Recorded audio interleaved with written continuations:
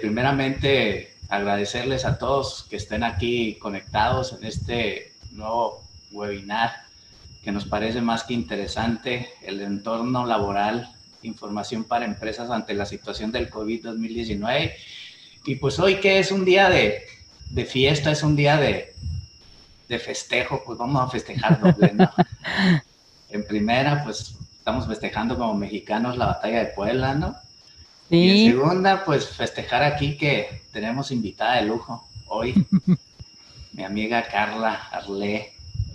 No somos muy protocolarios, Carla, en esto de la presentación de quien nos va a ayudar con el tema.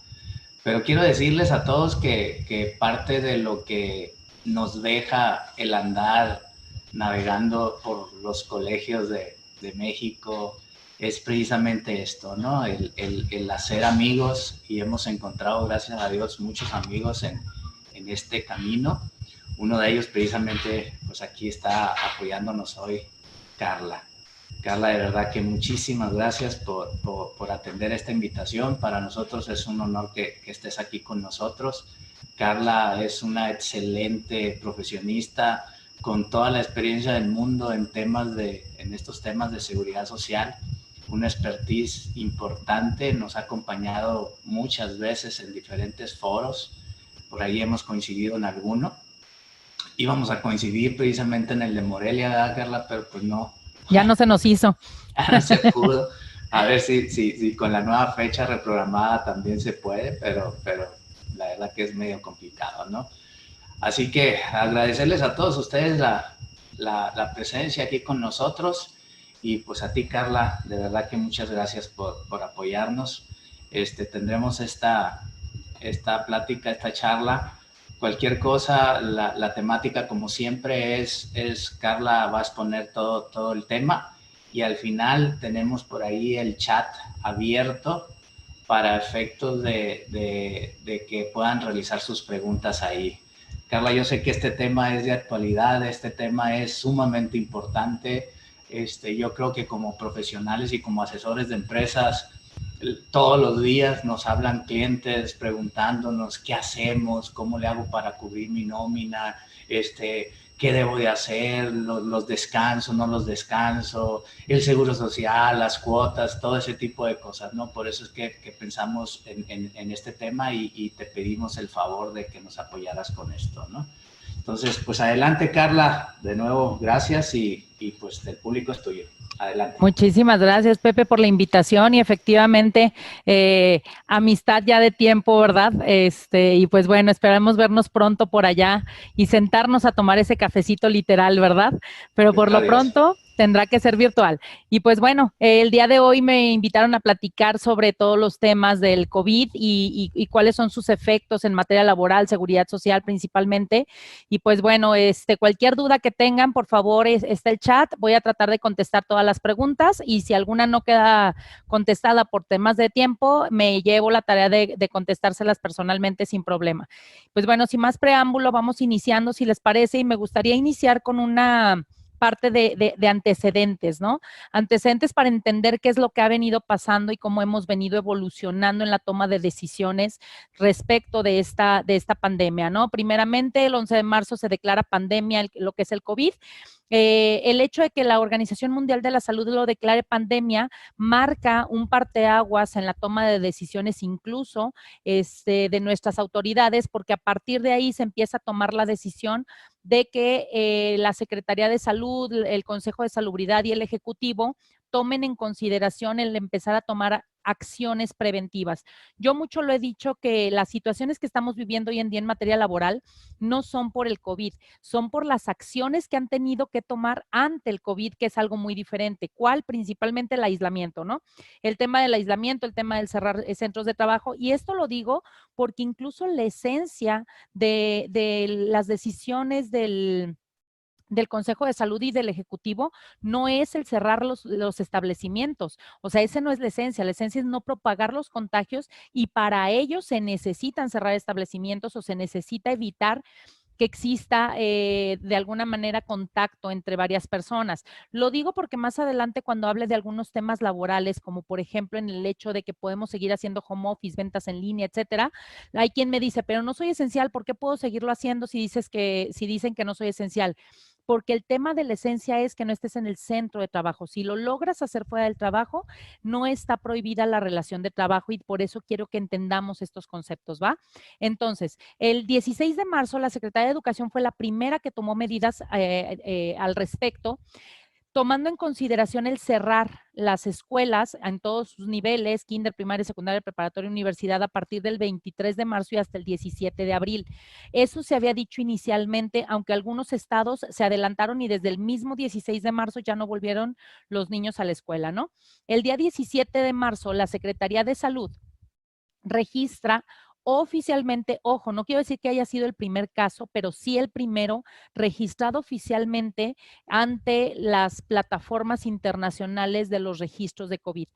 Esto, otra vez, otro parteaguas, ¿no? Ya tenemos casos en México en donde ya no son nada más, y este caso en lo particular del 17 de marzo es de los casos que ya son de contagios internos y no que venían del extranjero a hacer un contagio y que estaban dentro del país, sino ya contagiados internos dentro de México.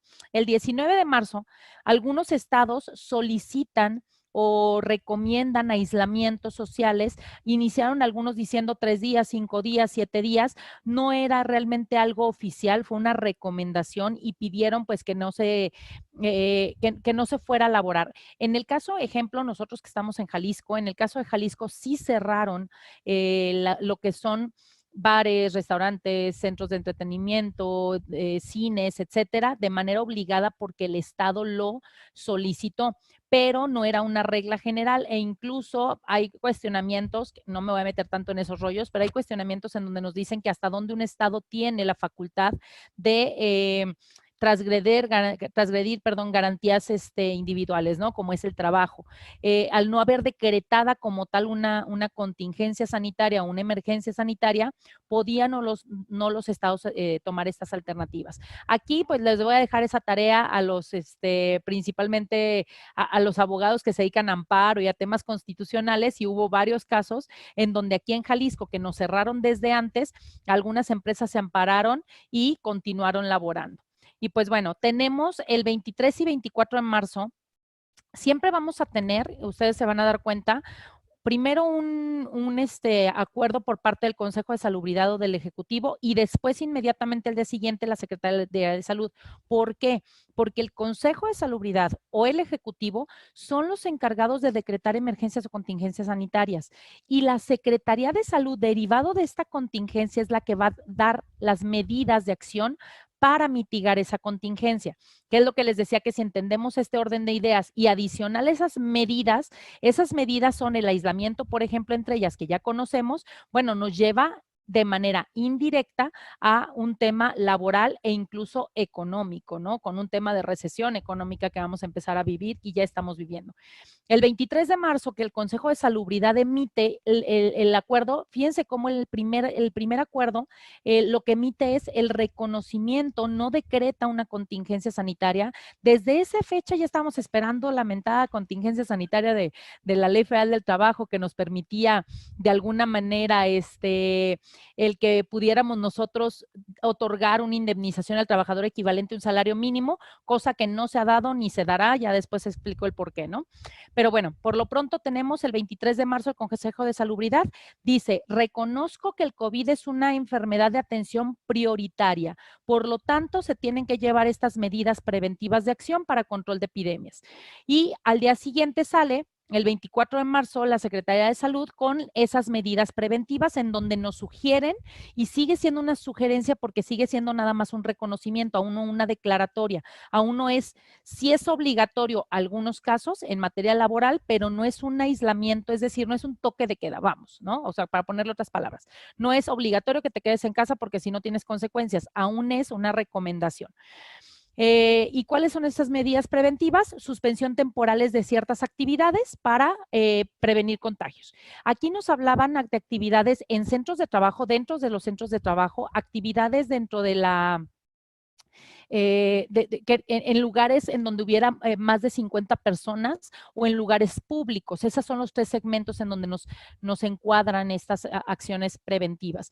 Dentro de estas acciones preventivas encuadradas en estos términos, nos dicen que obviamente aquí habría que ver a quién les es aplicable. Si se fijan, hablé de 3 cosas: centros de trabajo, lugares públicos y lugares con más de 50 personas al mismo tiempo.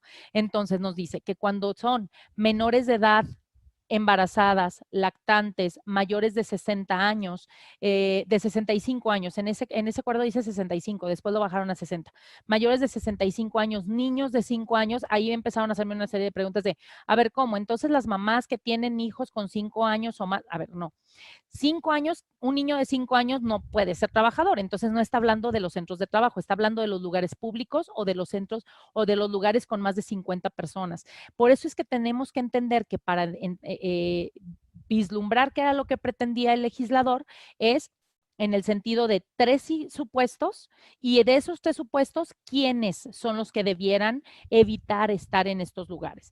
Ahora, sí, hablando ya de grupos vulnerables laborales, como son los menores de edad, los mayores de 60 años, o de 65 años desde el 24 de marzo de 65 años, y nos enlistó una serie de enfermedades que pudieran tener trabajadores que los hacen estar en un grupo vulnerable. A ellos de manera inmediata tenías que removerlos del centro de trabajo y mandarlos a su casa con salario íntegro. Ahora, ¿qué pasa si yo los mando, pero haciendo un home office? ¿Perfectamente se puede? Sí, claro. Oye, pero son sector vulnerable. El tema es que no estén en el centro de trabajo contagiándose. Vuelvo a lo mismo. Las medidas preventivas de acción que están haciendo las autoridades sanitarias, que es el aislamiento, es para que no haya contagios, no para que no haya relaciones de trabajo. Quiero ser muy clara en esta parte.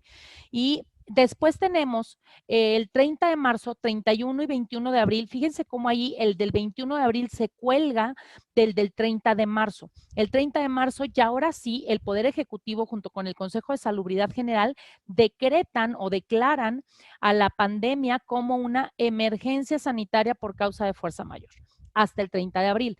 El 31 de marzo nos dan la lista de empresas que son esenciales y no esenciales de alguna manera para que puedan continuar laborando. Ahí ya hay medidas más tajantes, en donde en materia laboral nos dicen, no es si te sugiero que hoy ya las que no son esenciales no pueden continuar abiertas. No significa que no puedan continuar teniendo relaciones de trabajo o que no puedan continuar haciendo actividades de una manera distinta. Por eso el teletrabajo, por eso el tema del comercio electrónico está permitido aún en las no esenciales. Lo han visto, hay empresas muy grandes que se dedican a vender ropa, ¿no? Grandes almacenes que están promocionando sus ventas en línea. ¿Por qué no les hace nada? Porque al final del día eso no está prohibido. Al final de cuentas, esas ventas en línea que ellos están haciendo, oye, pero están vendiendo zapatos y bolsas y ropa. Eso no es esencial de acuerdo a la ley. Sí, pero no están en un centro de trabajo, lo están haciendo desde sus casas, con teletrabajo, haciendo las ventas. Esas ventas se manifiestan dentro de la de la plataforma que ellos tienen, y un centro de distribución y logística es la que hace las distribuciones, y los centros de distribución y logística, recuerden que sí están como una actividad esencial. Por lo tanto, estamos aquí hablando de que sí está permitido continuar haciendo actividades no esenciales siempre y cuando tengamos ciertas características y las cuidemos, ¿va? Entonces, la Secretaría de Salud del 31 de marzo, que nos declara todo esto, nos declara también que hay medidas que se van a revisar, aún en las esenciales, que los trabajadores estén cumpliendo y las empresas estén cumpliendo, como son medidas de sanidad. Es decir, que utilicen su cubrebocas, que se estén poniendo gel alcohol todo el tiempo, que se esté limpiando constantemente el centro de trabajo, que no haya más de 50 personas en el centro de trabajo al mismo tiempo, la sana distancia del 1,5 metros de distancia entre cada una de ellas, etcétera, etcétera. Eso sí podría ser un tema en donde si llegaran a querer revisar una empresa esencial, aunque tenga el derecho de estar laborando, si no está cumpliendo con estas reglas, de la misma forma le pueden multar o clausurar el negocio. El 21 de abril se extiende la emergencia sanitaria por fuerza mayor al 30 de mayo. Y ahí lo que hacen es no decretar una nueva emergencia, una nueva declaración o una nueva contingencia. Es la misma que declararon el 30 de marzo, lo único que hacen es se cuelgan de ella, por eso si se fijan, lo que hacemos es que la Secretaría de Salud dice, extiendo las medidas de acción hasta el 30 de mayo. Algo que se mencionó en su momento, que es muy interesante y aún no hemos visto el cómo va a ocurrir, es que se deja una ventanita, digamos, en el tema de que algunos municipios, va a ser por municipio, no por estado, en donde no existan contagios o los contagios sean muy bajos, en estos casos van a poder regresar a hacer actividades normales. Esto de manera, nos dicen desde el primer decreto lo han dicho, de manera paulatina, ordenada, etcétera, escalonada, ¿no? ¿Qué significa? Aún no nos lo han dicho. No nos han dicho cómo pretenden que sea este regreso a actividades, ¿vale? Por lo pronto nosotros tenemos el hecho de que a partir del 18 de mayo yo esperaría que a más tardar 15, 16 de mayo estemos sabiendo un listado, quiero pensar que así lo van a hacer, un listado de los municipios que van a poder ir regresando y cómo van a ir regresando. Aunque para mí, si lo vemos desde un análisis más macroeconómico y no en lo pequeñitito de un municipio, realmente no tiene mucho, no que no tenga mucho sentido. Obviamente es bueno, pero a lo mejor no como creemos que puede llegar a ser. Muchos creen que dicen, como tenemos nula transmisión, ya nos vamos a abrir todos los lugares. Muy bien, pero resulta que quien te provee de insumos está en un municipio que sí está todavía con la emergencia sanitaria, por lo tanto, va a seguir sin darte materiales. O el que te los consume es un municipio en donde sigue estando cerradas las tiendas, por lo tanto no va a haber el consumo. Entonces, al 100% no se va a reactivar aún en los municipios en donde estamos hablando que tenemos este tipo de situaciones, ¿no? Entonces, bueno, ya iremos viendo cómo van transcurriendo las cosas. No sé si hasta aquí tienen alguna pregunta. Quisiera hablar un poquito acerca de esta declaración. Esperábamos la declaración de la contingencia sanitaria que no se dio efectivamente como la esperábamos. El hecho, no me preocupa el uso de la palabra contingencia contra emergencia sanitaria. Han dicho muchos abogados, estudiosos en la materia que emergencia es peor que contingencia, entonces ya podemos utilizar el salario mínimo como indemnizatorio, etcétera, etcétera. Pero a mí lo que me causó más conflicto, déjenme decirlo de esa manera, es las palabras de por causa de fuerza mayor, porque esas son las que hace que desencuadre el Ejecutivo, desencuadra el supuesto jurídico al que pretendíamos entrar, que era el 427 fracción séptima, y me lo encuadra en la fracción primera. Entonces, ojo, eso nos da una situación totalmente distinta. Ahora, con o sin emergencia declarada como la declararon, no es porque de manera expresa se dijo en el decreto que no se refieren a la contingencia de la que habla la Ley Federal del Trabajo. Si me permiten, aquí voy a hacer un análisis personal, ya no tan jurídico, sino personal de por qué y cómo se hicieron las cosas. Si nosotros nos ponemos a analizar de una manera más objetiva, si el Ejecutivo hubiera declarado desde el inicio, imagínenselo desde el 23 de marzo, la contingencia sanitaria, el patrón hubiera estado obligado a pagar un salario mínimo como indemnización, ojo, no como salario. Muchos pensaban que era disminuir el salario, no, es pagar una indemnización equivalente a un salario mínimo, que su naturaleza y su connotación es totalmente distinta, incluso sus efectos en la nómina, en fiscal, etcétera, es totalmente distinto. Una indemnización equivalente al salario mínimo a partir de ese 23 de marzo. Y de ese 23 de marzo o del 30 de marzo que lo hubiera hecho en el segundo decreto, al 30 de abril ya se hubiera terminado este derecho del trabajador y después de eso el trabajador ya no tendría derecho a absolutamente nada porque así lo establece la ley. O sea, máximo es pagarle un salario mínimo por un mes y lo demás que Dios lo bendiga. Creo que esa es la parte y más conociendo de alguna manera la filosofía política de alguna manera que maneja el Ejecutivo, no iba a permitir que el trabajador quedara desprotegido y que de alguna manera después de un mes pues los trabajadores quedaran sin sueldo si es que el patrón no quería otorgarlo. Por eso es que considero que no se declaró ni se declarará. ¿Qué fue lo que qué es lo que dejó de alguna manera abierta la posibilidad legal. ¿Cuál es la posibilidad del legal? Yo no decreté nada de lo que tú puedas actuar al respecto en materia laboral, pero tú sí tienes un derecho laboral dentro de la Ley Federal del Trabajo, hacer convenios con los trabajadores. Entonces te lo voy a dejar a ti, patrón, nos avienta la responsabilidad de tu patrón con tus trabajadores, haz los convenios que creas pertinentes para que la fuente de trabajo subsista. Y entonces ahí empezamos a tener una situación muy compleja, ¿no? Muy compleja. ¿Por qué? Porque entonces, pues una, el malo es el patrón, ¿no? Como siempre, pero dos, los patrones, si lo vemos también de manera objetiva, ¿qué patrón va a aguantar 2 meses sin recibir ingresos o 3 o 4 y pagando salarios íntegros? Ninguno. Las empresas estaban de alguna manera bajo ese esquema, pues destinadas a morir. Entonces, definitivamente tampoco va a ocurrir el que las empresas sin trabajar sigan pagando salarios íntegros y entonces pues a lo que tenemos que atender es hacer convenios. Por lo tanto, es del tema del que vamos a hablar a continuación. En efecto, Pepe, así fue el tema y no se va a declarar, ¿no? Lo decía. Pero bueno, algo que sí quiero puntualizar es el tema de los grupos vulnerables. Los grupos vulnerables no pueden estar laborando desde el 23 de marzo, no pueden estar laborando en las empresas, ya sea que tú hagas un convenio con ellos de disminución de salario, de reducción de jornadas, de disminución de salario o de suspensión de labores, eso es otro rollo, pero en la empresa no pueden laborar. Incluso puedes hacer un tema de teletrabajo o home office, que hablaré un poquito más adelante al respecto. Y aquí al final del día lo que tenemos es que estos grupos vulnerables, ¿quiénes son?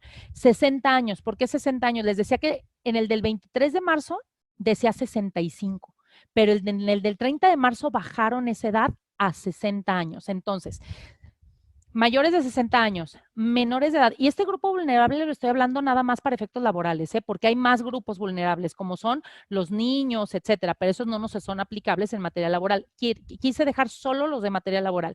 Entonces, mayores de 60 años, menores de edad, embarazadas o puerperio inmediato, y voy a agregar lactantes, ¿sale? O sea, si están en periodo de lactancia, porque eso el artículo 168 de la Ley Federal del Trabajo lo prevé.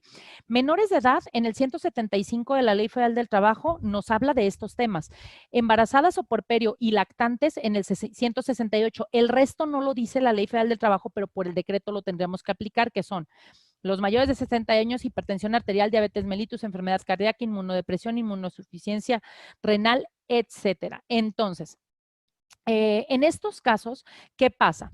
Dice la pregunta, perdón, me detengo. ¿Se puede también negociar con el colaborador vulnerable? Por supuesto que se puede negociar. Claro que se puede negociar. Sí, de lo que debes de hacer es algo que no es negociable, es que esté laborando en el centro de trabajo, pero todos los trabajadores estás en el derecho de negociar, ¿va? Ok. Entonces, tenemos que este grupo vulnerable, ¿cómo sé yo, por ejemplo, que un trabajador tiene una enfermedad cardíaca si no me lo ha dicho? Y yo lo tengo trabajando. En ocasiones ni siquiera ellos saben que tienen la enfermedad. ¿Y qué pasa si ese trabajador con hipertensión, con diabetes mellitus o con enfermedad cardíaca se contagia de coronavirus y al rato va a la atención y dice, pero es que me tenían trabajando y yo era un grupo vulnerable e incluso fallece? Imagínense la responsabilidad que pudiera llegar ante un patrón. Entonces, aquí es muy importante que sí nosotros, yo lo que les recomiendo y creamos un documentito, este es un ejemplo de un documento muy básico, ustedes obviamente lo adaptan, pero un ejemplo de lo que recomendamos. Hacer una notificación al trabajador en donde le digas, oye, de manera general, ¿no? Conforme al decreto, lo cortamos en pedazos porque no me cabía toda la hoja para que visualmente lo pudieran ver. Pero la primera parte es, conforme al decreto publicado de la emergencia sanitaria, es necesario que me identifiques si estás en uno de los siguientes supuestos. Dame tu nombre y yo sí pondría que pongan en blanco y ellos lo pongan a mano. Es muy importante este tipo de cosas porque si no lo ponen a mano, pueden después decir, e incluso a la hora de la firma, que pongan nombre, firma y huella para que garanticemos que el trabajador fue el que lo llenó. ¿Sale? Y luego por preguntarle, a ver, ponme una tachecita en sí, tal, alguno de estos. En caso de que marcaras que sí alguno, entonces es indispensable que me lo demuestres, porque si no, imagínense, ahora resulta que todo el mundo es diabético e hipertenso. O sea, me pueden decir lo que sea. El tema es ahora demuéstrame con un certificado médico en donde me diga que tú tienes diabetes o tienes hipertensión o tienes cualquiera de estas tipos de enfermedades. Y en ese caso, entonces, ahora sí, lo tengo que mandar a su casa, ya sea con teletrabajo, con salario íntegro o con algún convenio del que hablaré más adelante. Este tipo de riesgo es considerado riesgo de trabajo. Fíjate que riesgo de trabajo como tal va a ser complicado que el coronavirus o el COVID-19 lo consideren riesgo de trabajo. ¿Por qué? Porque recuerden que tú tienes que demostrar que te lo contagiaron en el trabajo. ¿Cómo demuestro que fue en el trabajo cuando es una pandemia? Y puede ser al revés, que el que lo ande contagiando sea yo adentro y no me lo hubieran contagiado a mí, ¿me explico? Entonces, es muy complicado. Por regla general, va a ser utilizado como una enfermedad general. O sea, el IMSS lo va a tipificar como una enfermedad general, pero en el caso en el que podamos demostrar que por estar en ejercicio con motivo del trabajo, que es lo que nos dice la Ley Federal del Trabajo y la Ley del Seguro Social, yo estuve expuesto ante este agente y eso fue lo que me causó la enfermedad, entonces pudiera yo como particular demandar o exigir que se me vea como un riesgo de trabajo. ¿A través de qué? De una queja administrativa, por ejemplo, ¿no? ¿En qué casos, en qué supuestos pudiera esto proceder? Médicos, enfermeras, funerarias, laboratoristas, ahí sí pudieran, ya sea que a mí me den las prestaciones como riesgo de trabajo o incluso al beneficiario en caso de muerte de ese trabajador se le pague una pensión en función de riesgo de trabajo y no de invalidez y vida, ¿sale? Pero, insisto, creo que sería un poquito complicado ese aspecto, ¿va? Entonces, bueno, no sé cómo vamos hasta aquí. Si no hay dudas, continúo. Convenios. He venido hablando del tema de los convenios, la verdad es algo que como laboralistas recomendamos ampliamente, porque al final del día ya les expliqué el por qué no va a ocurrir el tema de la contingencia, de la declaración y de la aplicación de una indemnización. Entonces, en estos convenios nos dice el artículo 52, fracción, este artículo en particular es el artículo 47, perdón, párrafo segundo. El artículo 57, párrafo segundo nos dice que el patrón podrá solicitar la modificación de las condiciones de trabajo cuando existan circunstancias económicas que la justifiquen. En este caso, no, ¿en qué lo vamos a justificar? Insisto, no es, yo les invitaría que de verdad los convenios los hagan bien pensados y con un asesor, ¿va? Porque no lo van a justificar en el coronavirus, porque insisto, el problema no lo tiene el coronavirus. Lo vamos a justificar en las medidas de acción ante el coronavirus, que es algo totalmente distinto, que fue el aislamiento social. Y entonces, eso me lleva como consecuencia, imagínense si soy una empresa que se dedica a vender ropa, al no ser esencial, las medidas de acción ante el coronavirus me dijeron que cerrara, no tengo ingresos, ¿con qué pago sueldos? Punto. ¿Me explico? Ahí están las circunstancias económicas que lo justifican. Esos convenios deberán de traer una serie de justificaciones para que no puedan el día de mañana quererlos hacer nulos. Ahorita les explico el por qué. Esto es aplicable para las relaciones individuales de trabajo. En el caso de las colectivas de trabajo, que es con sindicatos, es lo mismo que decía en la anterior, pero ahora en las colectivas, y esto está en el 126 fracción primera. ¿Sale? 426, perdón. 426 fracción primera. El otro es el 57 párrafo segundo. Mismas situaciones, ya sea colectivo, ya sea individual. En lo personal, sí les digo, en ocasiones aún habiendo un sindicato de por medio, cuando la empresa es pequeñita, mejor hacemos individuales. ¿Por qué? Porque lo que tenemos que hacer ante el IMSS es muy diferente si es colectivo o es individual. Ahorita me explico mejor.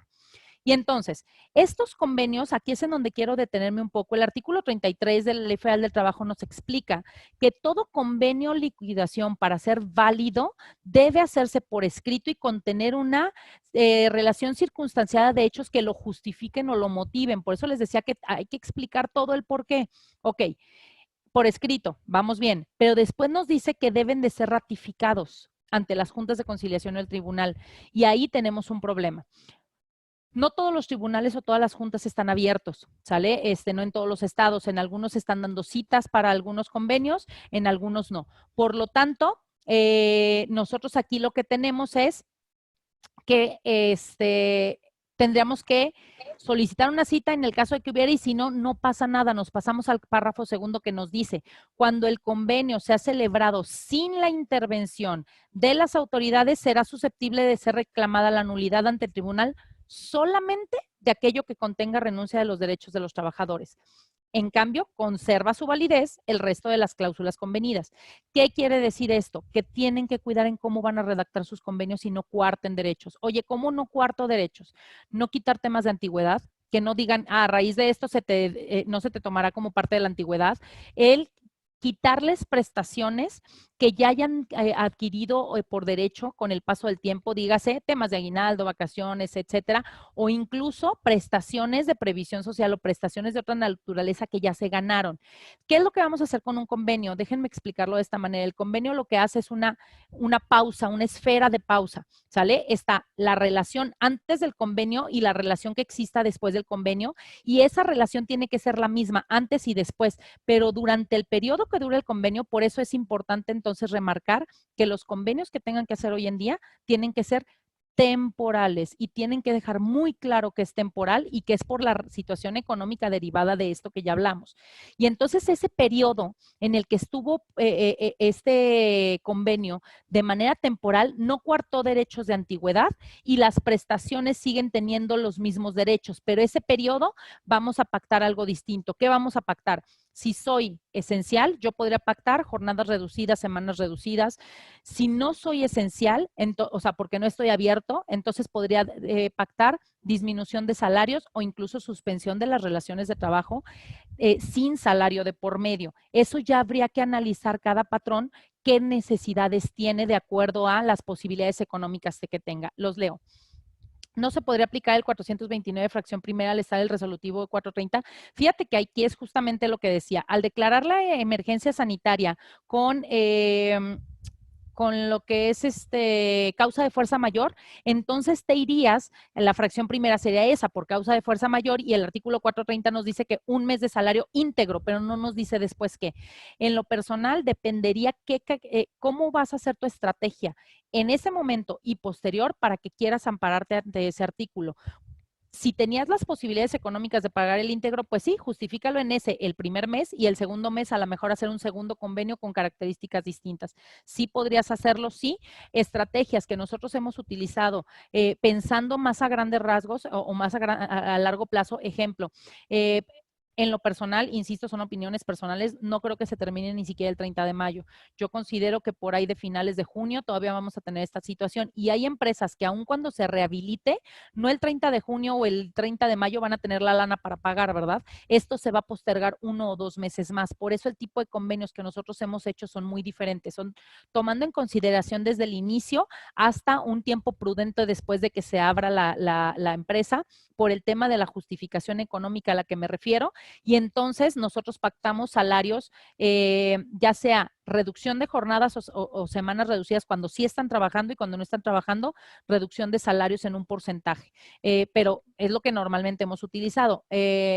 Ahí, insisto, Rafael, dependería de la estrategia que quieras utilizar. Si vas a ampararla ante esos artículos, tendrías que hacer en ese sentido que todo cuadrara, porque fíjate, sería una indemnización al salario íntegro. Si es una indemnización al salario íntegro, entonces la relación de trabajo se ve suspendida, pagas una indemnización equivalente al salario íntegro en una sola exhibición, entonces en la nómina tú tendrás que timbrar indemnización COVID o indemnización o ayuda COVID, cualquier nombre que quieras, porque si le dejas la indemnización que manejan los sistemas de nóminas normales, lo que va a hacer es que la toma como si fuera terminación de la relación de trabajo y esta no lo es. Ante el IMSS, tú te quedarías suspendido y pagarías un salario mínimo porque nadie puede cotizar con menos del mínimo, ¿sale? Entonces, al no haber terminado la relación de trabajo, haberse suspendido, no lo puedes dar de baja. Tendrás que presentar una modificación de salario porque no hay salario, porque lo que hay es una indemnización. Disminuyes el salario mínimo y esa indemnización la timbras como una indemnización distinta en otros ingresos exentos tal vez porque no entra dentro de las indemnizaciones previstas dentro del catálogo y entonces ya te haces deducible y no deducible la parte proporcional del 47 y 53. Toda una estrategia, ¿te fijas? Por un mes. ¿Y el siguiente mes qué vas a hacer? No lo sé. Depende qué opción tomes para el siguiente mes. Tendrías que hacer un convenio totalmente diferente. Espero haberme explicado. Para efectos de los trabajadores que están en el gobierno, ¿es constitucional reducir beneficios laborales? Ok, en todos los sentidos, gobierno, no gobierno, si haces un convenio, aquí tendríamos que ver la disminución debería de ser temporal. Quiero pensar que esta pregunta que me están haciendo es por lo que pasó con el con el decreto, ¿no? De que sacó el Ejecutivo. Ahí al final del día, cómo lo pretendió hacer no es correcto. Aquí habría que ver las defensas que van a tener estos beneficiarios, ¿no? Y si el IMSS no te deja bajar salarios como al mínimo, sí te deja, de alguna manera, no le voy a pedir permiso, ¿no? Digo, pero lo comento, ¿eh? No voy a pedir permiso. Al final del día, yo tengo, recordemos que ante el IMSS nosotros tenemos un contrato que es el que nos sustenta, junto con una nómina, depende cuánto le pagas, junto con una transferencia, junto con la contabilidad, todos esos elementos nos dan si sí o no integra el salario, ¿no? O cómo integra el salario. Entonces, es diferente el salario que el salario base de cotización. El salario base de cotización nace de los salarios. Si no hay salario, entonces se disminuye porque no puedes darlo de baja y nadie puede cotizar con menos del mínimo. Lo mismo pasa en el artículo 30, fracción segunda con las variables. En este caso, yo no tengo que ir al IMSS a notificarle. Yo lo que tengo que hacer es, en mi ITSE, presentar una modificación de salario descendente. Si la autoridad pretendiera fiscalizarme, yo no tengo un contrato, ahora tengo un convenio. Por eso es importante hacer los convenios bien hechos, súper bien redactados y fundamentados. Y entonces tengo mi convenio con una nómina en donde te demuestro que no pagué salarios, salario cero, pagué una indemnización y entonces esa indemnización tiene una naturaleza de no integrable por las características que tiene y entonces ya ahí tendríamos una situación totalmente distinta y sí, considero que sí podemos bajar definitivamente salarios, cubriéndonos con con todo esto que estoy platicando, ¿no? Un trabajador que ya firmó convenio de semana reducida. Bueno, voy a hacer otra pausa. Cuando tú en el ITSE le quieres disminuir salario, no es que no te deje, te manda un aviso y te dice, ¿estás seguro? Porque de acuerdo a bla, bla, bla, y te pone una fundamentación. Acuérdense que tú puedes disminuir salarios, por supuesto, cuando cambias condiciones de trabajo. Si una trabajadora, olvidémonos del COVID, si una trabajadora trabajaba contigo 8 horas por 400 pesos diarios, se embaraza, regresa y te dice, oye, ya no quiero trabajar 8 horas, ¿me das chance de trabajar nada más 4? Va, no le vas a seguir pagando los 400, le vas a pagar ahora 200. Haces un convenio de modificación de la relación de trabajo y disminuyes el sueldo de 400 a 200 de manera justificada. Y entonces ahí tenemos esta situación, ¿no? Es lo mismo, en este caso es exactamente lo mismo. Un trabajador que ya firmó convenio de semana reducida, pero verbalmente el día de ayer se le comunica que sus labores por productividad se ven reducidos. Esto no lo contempla el convenio. ¿Es correcto que el patrón se ampare en la contingencia? A ver, perdón, es que no entendí la pregunta otra vez. Un trabajador que ya firmó convenio de semana reducida. Ajá. Verbalmente el día de ayer se le comunica que sus bonos por productividad se van a ver reducidos. Ok, ya te entendí. Habría que ver si lo estipulaba o no el convenio. El convenio, por eso les dije que tiene que ser muy bien hecho, muy claro y considerando todos los efectos. Si el convenio fue en semana reducida, obviamente tú vas a tener a lo mejor, me voy a ir a otro tema, tantito. ¿Qué dice tu premio de productividad? ¿Por qué te ganas un bono de productividad? Eso debería de estar justificado, amparado y sustentado en un plan de beneficios sin compensaciones. Si ni siquiera eso tienes, híjoles, que desde el inicio no teníamos el parteaguas de cómo pagabas los premios de productividad o en función de qué. Si tú me dices que los pagabas en función de las ventas, quiero pensar que si trabajó menos, va a vender un poco menos, a lo mejor baja el bono de productividad, pero no se elimina. No sé, habría que revisar algunos otros aspectos. Sí sería importante que te echaras un clavado en eso. No sé tu nombre, Eisus. Pepe, eso cree mucha gente, por eso lo pregunté. Muy bien, gracias, Pepe. Buen día. En el caso de empresas que trabajan con outsourcing, ¿quién deberá elaborar el convenio con los trabajadores del outsourcing? Por supuesto, no son mis trabajadores, son de la... Cuando se hacen las cosas mal, háganlas bien mal, por favor, y cuadren todo. Si no son mis trabajadores, ¿yo por qué me tengo que meter? Son del outsourcing, que ella haga lo que tenga que hacer con ellos. Entonces, en ese sentido, lo tendrán que cuadrar, ¿va? Sí, de acuerdo, Carla, pero solo pago un mes de indemnización y los demás meses ya no tengo obligación de pagar nada, solo si hago convenios. Pero como dices, cada caso en particular, ¿quién es lo que más le convenga? Así es, Rafael, por lo que decías del artículo 429 y 430, estoy de acuerdo contigo. Nada más, aquí el tema va a ser que el día de mañana podamos justificar que caímos en el encuadre del 429. Eso es todo, lo dejo ahí, ¿va? ¿Qué tipo de modificación sería? ¿Fijo, variable o mixto? ¿De qué, perdóname? De lo del bono de productividad, es que no recuerdo qué preguntó al principio.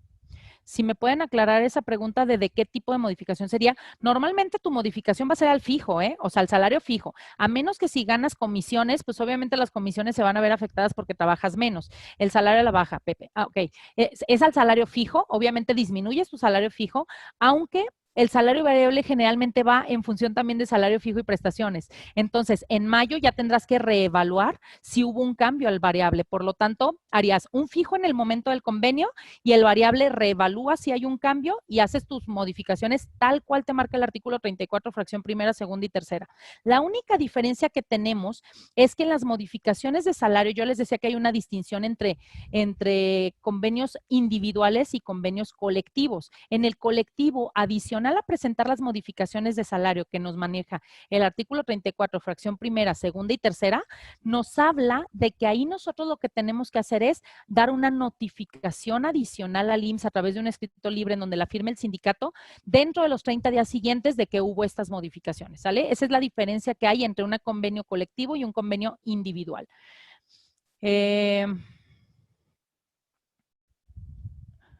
Si son empleados eventuales y ganan conforme a producción y están dentro del grupo vulnerable, esta obligación del patrón al salario mínimo por ausencias, ok, a ver, si son, si ganan por producción, es decir,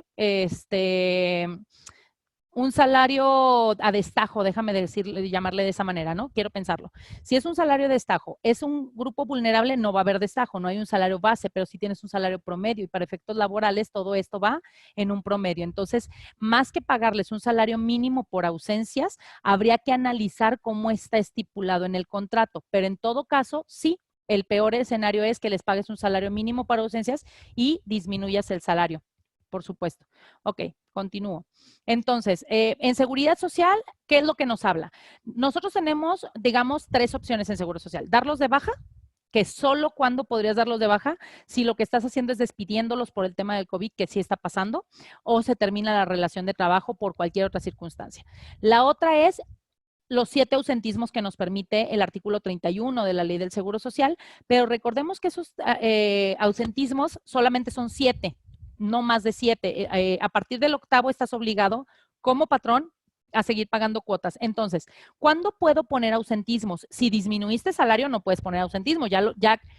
Déjame ponerle esta palabra para que me lo entiendan, aunque no es así, ¿eh? Ya lo castigaste pagándole un salario mínimo, ¿me explico? O sea, le bajaste el salario. Si hiciste semanas reducidas o jornadas reducidas, también disminuiste salario, entonces ya no es aplicable el ausentismo. ¿Cuándo sería aplicable el ausentismo? Cuando el trabajador efectivamente no está laborando o yo estoy manejando como estrategia permisos sin goce de sueldo. Si yo estoy utilizando permisos sin goce de sueldo, en ese caso sí puedo poner ausentismos. Oye, hay quien está utilizando permisos sin goce de sueldo de 15 días.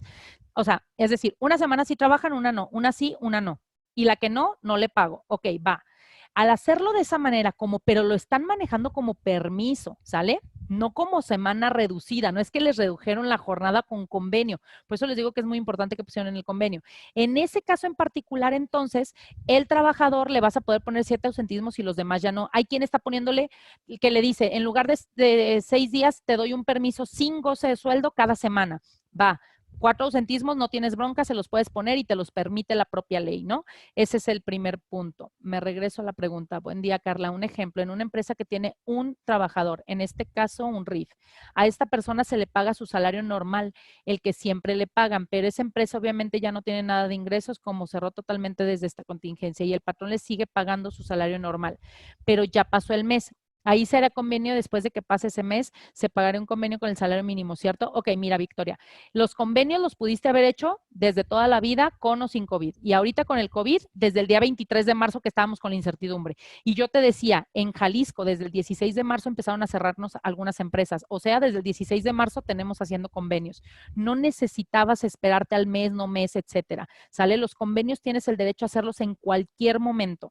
La situación aquí es cómo haces el convenio y en cuánto tiempo. Hay quien lo hizo nada más por un mes, entonces, ¿qué pasa? Pues ni modo, hay que volver a hacer convenios por otro mes, aunque sean lo mismo, pero hay que volverlos a firmar porque el otro nada más decía un mes.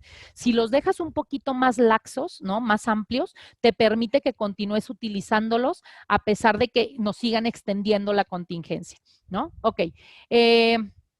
Siguiente efecto, les decía, entonces, por un lado teníamos las bajas, por otro lado teníamos los ausentismos, solo en los casos que realmente sea ausentismo del trabajador, porque aguas, si me ponen un ausentismo y en realidad en nómina siguen timbrando salario de ese día, van a tener un problema en donde el ausentismo no se los van a hacer válido y les van a cobrar las diferencias y no van a tener cómo sustentarlo. Ya les dije, si van a hacer las cosas mal, háganlas bien mal, por favor, y entonces agarren y cuadren todo. ¿Qué es lo que tenemos que cuadrar? Nómina, ¿qué timbraste?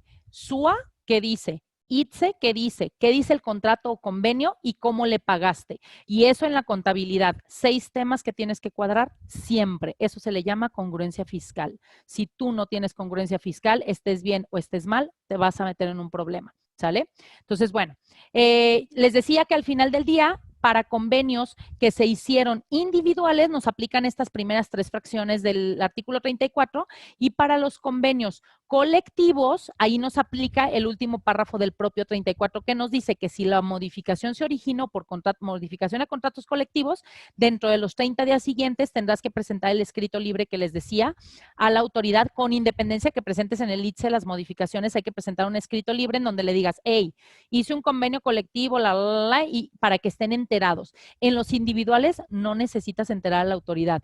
Tú disminuyes salario y se acabó. Si te quieren fiscalizar el día de mañana, demuestras con todo lo que tienes por qué fue una disminución de salario legal. ¿Sale? Gracias. Ok, entonces, efectos del Infonavit. Ahí sí estamos un poquito más fregados o mucho más fregados, porque el Infonavit le aplica lo mismo que al IMSS, es decir, el artículo 29 de la ley del Infonavit nos marca que máximo tendremos los ausentismos que nos marca el artículo 31, o sea, los 7 ausentismos de los que ya hablé, o en el caso del 37 se aplica la baja. Pero entonces, ¿qué pasa con aquellos trabajadores que hice un convenio, tienen menos salario o incluso no tienen salario y entonces sus créditos Infonavit ya nos fregamos? Aquí el problema es que sí vas a tener que seguir pagando y el beneficio que el Infonavit está dando, los beneficios que dio en su paquete, digamos, hay 2 beneficios de los que quiero hablarles. Uno es el del IMSS. ¿Qué beneficio dio? Un convenio de pago a plazos que ya existía. La única diferencia y beneficio es que hoy se hace en línea a través de un correo electrónico, adjuntas información, te lo autorizan y te mandan los IPARES, ya ellos, las líneas de captura de los pagos de mes a mes, ¿sale? Y lo puedes hacer por 12, 48, 24, 48 meses, depende de lo que tú prefieras y van a ser por los meses de abril, mayo y junio, nada más. Esos meses los puedes prorrogar. El único beneficio, insisto, fueron 2 en ese convenio que ya existía, que hoy le llaman simplificado, es decir, en línea, ya no tienes que ir a la subdelegación y y la segunda, que no garantizas el interés. Es la única situación, ¿no? O sea, que no te esperas a que tengas un crédito fiscal. Y la segunda, el segundo beneficio es el del Infonavit y el Infonavit nos dio 2 beneficios por separado, para trabajadores acreditados y para patrones, ¿sale? Trabajadores acreditados, el beneficio que tienen es que si los dieron de baja derivado de la contingencia, se les va a congelar el crédito y no les van a cobrar intereses, nada más. En el de o pueden reestructurar su pago de crédito. Y en el de acreditados, perdón, en el de patrones, a los patrones les dieron beneficio, pero sobre los no acreditados, aguas. O sea, sobre el acreditado me pagas normalito aportaciones y el crédito de Infonavit, se acabó. Y por los no acreditados, o sea, hasta ahorita han dicho eso. Yo quiero pensar que van a sacar el parche 854 del SUA, en donde venga previsto cómo hacerlo. Pero bueno, por lo pronto ellos dicen, sepárame 2 SUAs, los que tienen crédito y los que no. Y de los que no, de ellos tú puedes solicitar un convenio también y entonces tú puedes pagar a plazos esos de los no acreditados. De los acreditados nos fregamos, por eso les digo que ese está tantito peor. Y aunque no viene aquí en el material, les platico, Fonacot también sacó algunos beneficios, pero para los trabajadores que tienen Fonacot, en donde ellos lo solicitan de manera directa. Para el patrón tiene que seguir teniendo el tema de su retención, ¿no? Cindy, para los efectos de impuestos sobre nóminas, si no se está pagando salario, sin una indemnización, luego entonces no se tendría que pagar el impuesto sobre nómina por lo que dio la emergencia. Cindy, aquí va a depender de lo que diga tu ley de Hacienda del Estado. Por ejemplo, en Jalisco también las indemnizaciones no integran, no son parte de la base gravable para efectos de impuestos sobre nómina. Quiero pensar que en el lugar de donde resides también es así, no lo sé. Cada estado tiene sus propias reglas. Habría que ir y analizarlas para ver si esa indemnización integra o no integra a la parte de, más bien, grava o no grava para efectos del impuesto sobre nómina. No me gustaría contestarte sí de manera general, porque, insisto, no sé de dónde eres, no sé cómo viene, y entonces habría que analizar qué dice específicamente la ley de Hacienda en la parte de exentos, ¿va? Carla, como patrón, ¿qué sería mejor opción? 1, realizar un convenio con los trabajadores, reducción de porcentaje de salario, pero para llegar a esa reducción se aplicaría dentro de los días de ausentismo, ya que no está realizando modificación de salarios ante el IMSS. 2, sería mejor realizar modificaciones ante el IMSS. Si lo que hiciste fue reducir el salario, tendrías, no, fíjate, yo ahí no podría, soy dictaminador, ¿va? Y te lo voy a decir como dictaminador. Como dictaminador, yo no te podría avalar un ausentismo con una reducción de salario. Es decir, en tu nómina, en lugar de pagarle 400, le pagaste 200, pero le metiste 2 ausentismos para cuadrar esos 200 en el SUA, yo te lo daría por malo, disculpa. ¿Yo qué haría? Yo lo que te diría es que no. Tú debes de modificar el salario ante el IMSS también, porque ya modificaste el salario base, recordemos, insisto. ¿De dónde nace el salario base de cotización? Del salario. Si redujiste salario, se disminuye el salario base de cotización en automático y es legal. Le tenemos mucho miedo al IMSS en ese aspecto, ¿eh? Y no hay que tenerle miedo al instituto siempre y cuando sigamos los protocolos legales que nos marcan y que tengamos todo el sustento y soporte legal. Por eso hablé de los convenios. De verdad, un convenio, si no está bien hecho, bien redactado y por escrito, justificado, sí vamos a meternos en problema con lo que hagas, pero si está bien hecho, te lo aseguro, no vas a tener problemas con la autoridad fiscal. Claro, entre paréntesis, el IMSS siempre te va a estar fregando la vida. Eso es un hecho, ¿eh? O sea, es su misión en la vida, molestarte. Entonces, al final del día, pues está en su derecho, que venga y te moleste. El tema es que tú te dejes molestar. Ahí es donde radica la diferencia. Si tú tienes los elementos, tienes que ponerle un alto, ¿no? Entonces, tienes que decirle, no, por esto, esto y esto. Ellos siempre van a tener terrorismo fiscal, ellos siempre van a amedrentar. Espero que no haya ningún invitado aquí del IMSS. Y si lo hay, pues disculpen con todo respeto, pero así ocurre.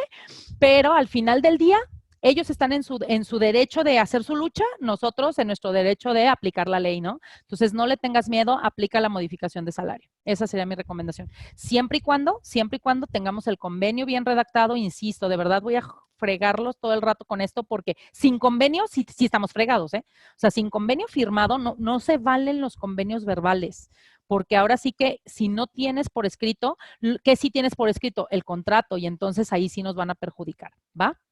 No sé si alguien más tiene alguna duda. Ya como conclusiones finales, pues bueno, sí tienen que planear correctamente, sí tienen que ver, como ya lo hemos platicado aquí, les he tratado de contestar las preguntas en el aspecto de hacer una estrategia no implica nada más, y más en laboral, ¿eh? En ocasiones, en laboral, hacen una estrategia laboral, y permítanme decírselos así de cuadradita, y padrísimo en laboral, pero se les olvidó seguridad social, se les olvidó la parte fiscal. Cuando ustedes hacen incluso un plan de previsión social o cualquier situación que tenga que ver con los trabajadores, al menos tendrían que prever los efectos, porque es literal como un efecto dominó, lo que mueves una ficha te afecta en las demás. Tendrías que ver el efecto laboral, IMSS, Infonavit, impuestos sobre nóminas, como bien lo dijeron aquí en algunos casos, y el impuesto de ISR para efectos de sueldos y salarios. Si todo eso te cuadra, no tienes por qué preocuparte, que todo sea en el mismo sentido.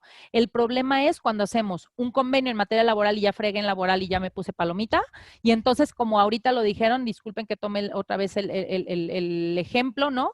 Pero es que a lo mejor no quiero presentar modificación de salario y mejor hago otra cosa, y entonces ahí echaste abajo la estrategia, porque entonces ya no tuviste lo que les dije hace rato, congruencia fiscal, y es lo que te hace llamar la atención, y además de llamar la atención, no poder defenderte el día de mañana de manera correcta, ¿sale? No sé si tienen alguna otra duda, comentario. Un convenio, si el trabajador no lo firma, es obligación del patrón pagarle por completo. Así es. Convenio es de ambas partes. Si el trabajador no lo convences, no vas a poder hacer otra cosa. Recomendación, ahora sí les voy a decir aquí una recomendación de otra naturaleza, ¿no? Ya no tanto jurídica.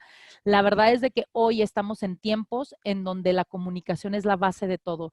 Todos tenemos incertidumbre, todos tenemos miedos, todos estamos realmente movidos por esta situación, incluso en temas personales, laborales, de todo tipo. La verdad, estamos viviendo algo sumamente complejo, y lo que más necesitamos hoy en día es certidumbre en algo. Dale esa certidumbre a tus trabajadores. ¿En qué sentido?